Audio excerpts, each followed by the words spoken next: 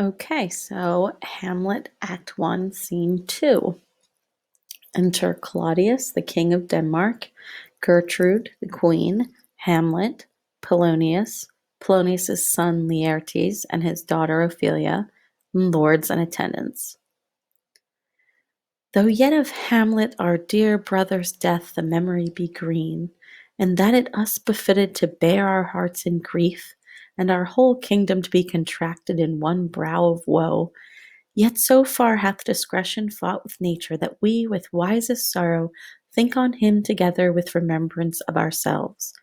Therefore our sometime sister, now our queen, the imperial jointress of this warlike state, have we, as 'twere with a defeated joy, with an auspicious and a dropping eye, with mirth in funeral, and with dirge in marriage, in equal scale weighing delight and dole, taken to wife.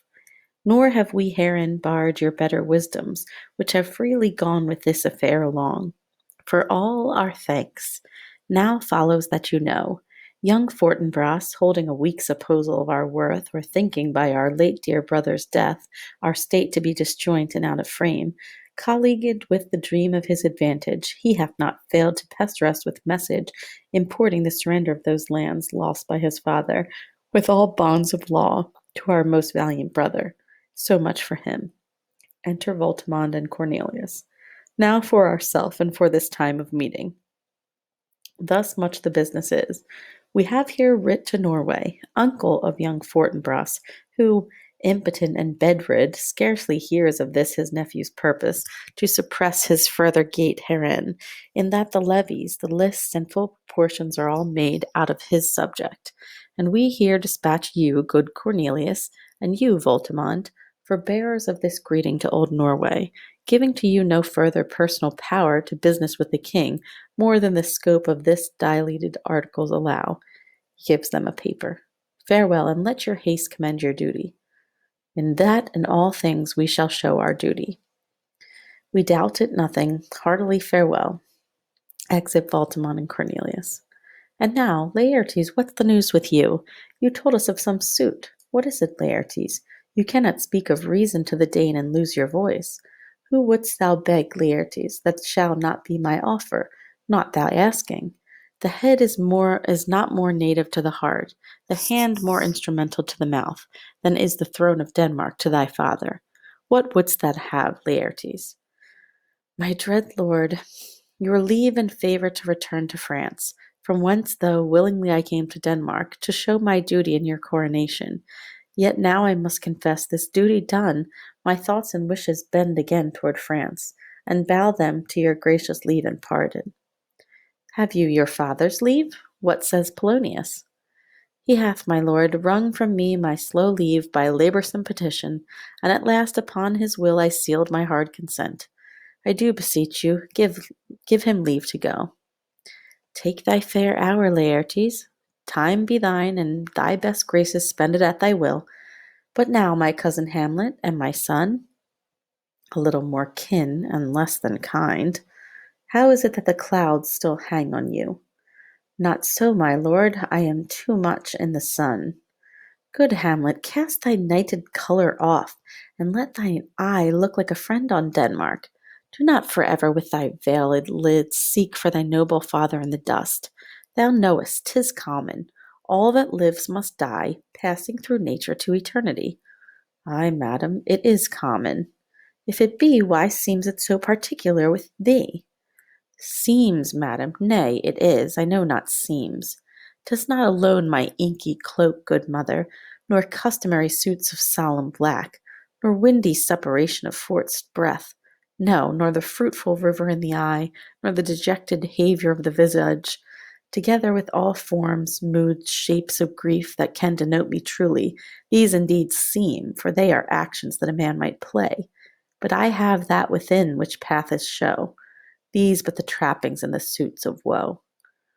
'Tis sweet and commendable in your nature, Hamlet, to give these mourning duties to your father. But you must know your father lost a father. That father lost his. The survivor bound in filial obligation for some term to do obsequious sorrow. But to persever in obstinate condolement is a course of impious stubbornness. 'Tis unmanly grief. It shows a will most incorrect to heaven, a heart unfortified, a mind impatient, an understanding simple and unschooled. For what we know must be and is as common as any the most vulgar thing to sense. Why should we in our peevish opposition take it to heart? Fie! 'Tis a fault to heaven, a fault against the dead, a fault to nature, to reason most absurd, whose common theme is death of fathers, and who still hath cried from the first course till he that died today, this must be so.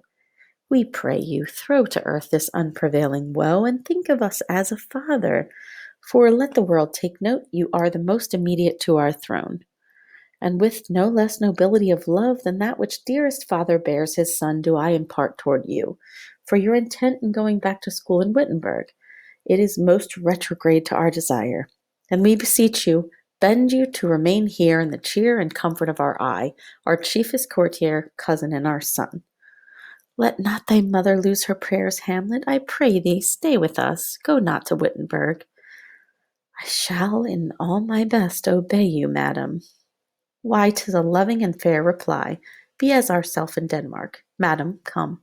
This gentle and unforced accord of Hamlet sits smiling to my heart, in grace whereof no jocund health that Denmark drinks today, but the great cannon to the clouds shall tell, and the kings rouse the heavens shall bruit again, re-speaking earthly thunder.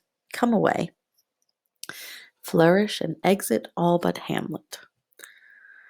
Oh, that this too sullied flesh would melt, thaw, and resolve itself into a dew, or that the everlasting had not fixed his cannon against self-slaughter. Oh God, God, how weary, stale, flat, and unprofitable seem to me all the uses of the world. Fie on it, ah, fie! 'Tis an unweeded garden that grows to seed. Things rank and gross in nature possess it merely, that it should come to this. 2 months dead, nay, not so much, not even 2. So excellent a king that was to this, Hyperion to a satyr, so loving to my mother, that he might not beteem the winds of heaven visit her face too roughly. Heaven and earth must I remember. Why, she would hang on him, as if increase of appetite had grown by what it fed on, and yet within a month. Let not me think on it. Frailty, thy name is woman. Little month or ere those shoes were old, with which she followed my poor father's body like Niobe, all tears. Why, she, even she, oh God, a beast that once discourse of reason would have mourned longer, married with my uncle, my father's brother, but no more like my father than I to Hercules. Within a month, ere yet the salt of most unrighteous tears had left the flushing in her galled eyes, she married. O most wicked speed to post with such dexterity to incestuous sheets. It is not, nor it cannot come to good. But break my heart, for I must hold my tongue. Enter Horatio, Marcellus, and Bernardo. Hail to your lordship. I am glad to see you well, Horatio. Or do I forget myself? The same, my lord, and your poor servant ever. Sir, my good friend, I'll change that name with you. And what make you from Wittenberg, Horatio? Marcellus, my good lord. I am very glad to see you. Good even, sir. But what in faith make you from Wittenberg? A truant disposition, good my lord. I would not hear your enemy say so, nor shall you do mine ear that violence, to make it trustier of your own report against yourself. I know you are no truant. But what is your affair in Elsinore? We'll teach you to drink deep ere you depart. My lord, I came to see your father's funeral. I pray thee, do not mock me, fellow student. I think it was to see my mother's wedding. Indeed, my lord, it followed hard upon. Thrift, Horatio, the funeral baked meats did coldly furnish the marriage tables. Would I have met my dearest foe in heaven, or ever I see that day, Horatio? My father, methinks I see my father. Where, my lord? In my mind's eye, Horatio. I saw him once. He was a goodly king. He was a man. Take him for all in all. I shall not look upon his like again. My lord, I think I saw him yesternight. Saw who? My lord, the king, your father. The king, my father? Season your admiration for a while with an attent ear, till I may deliver, upon the witness of these gentlemen, this marvel to you. For God's love, let me hear. 2 nights together had these gentlemen, Marcellus and Bernardo, on their watch, in the dead waste and middle of the night, been thus encountered. A figure like your father, armed at point exactly, cap a pie, appears before them, and with solemn march goes slow and stately by them. Thrice he walked by their oppressed and fear-surprised eyes, with his truncheon's length, whilst they, distilled almost to jelly with the act of fear, stand dumb and speak not to him. This to me in dreadful secrecy impart they did, and I with them the 3rd night kept the watch, where, as they had delivered, both in time, form of the thing, each word made true and good, this apparition comes. I knew your father. These hands are not more like. But where was this? My lord, upon the platform where we watch. Did you not speak to it? My lord, I did, but answer made it none. Yet once methought it lifted up its head and did address itself to motion like it would speak. But even then the morning cock crew loud, and at the sound it shrunk in haste away and vanished from our sight. 'Tis very strange. As I do live, my honored lord, 'tis true, and we did think it writ down in our duty to let you know of it. Indeed, sirs, but this troubles me. Hold you the watch tonight? We do, my lord. Armed, say you? Armed, my lord, from top to toe. My lord, from head to foot. Then saw you not his face? Oh, yes, my lord, he wore his beaver up. What looked he frowningly? A countenance more in sorrow than in anger. Pale or red? Nay, very pale. And fixed his eyes upon you? Most constantly. I would I had been there. It would have much amazed you. Very like. Stayed it long? While one with moderate haste might tell 100. Longer. Not when I saw it. His beard was grizzled, no? It was, as I have seen it in his life, a sable silvered. I will watch tonight. Perchance 'twill walk again. I warrant it will.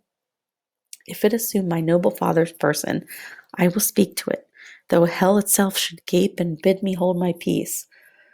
I pray you all, if you have hitherto concealed this sight, let it be tenable in your silence still, and whatsoever else shall hap tonight, give it an understanding, but no tongue.